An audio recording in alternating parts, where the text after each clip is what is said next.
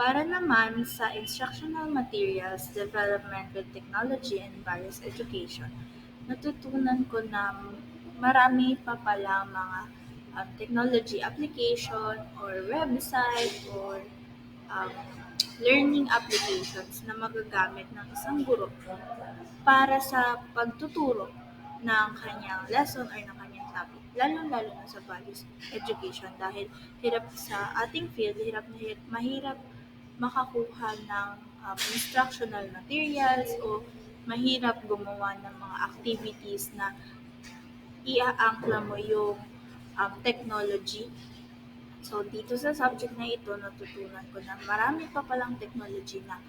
hindi pa nadidiscover o hindi pa sikat sa maraming tao.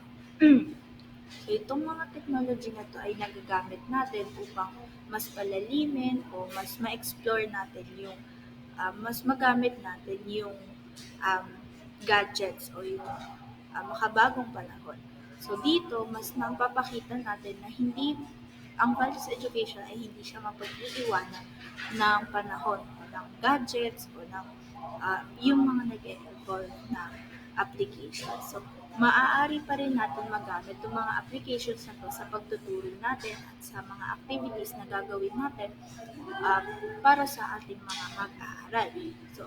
dahil dito sa mga activities na to o sa mga applications na ito, naiengganyo yung mga mag-aaral na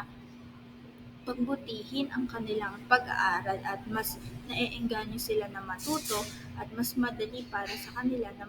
na maintindihan yung mga um, paksa o yung mga pag-aaral na na ating tinatalakay sa kanila dahil karamihan sa mga mag-aaral ngayon ay visual learners. So, dahil din ang mga mag-aaral ngayon ay masyado ng techy o mas madalas na yung paggamit nila ng mga um, applications or ng kanilang mga gadgets, mas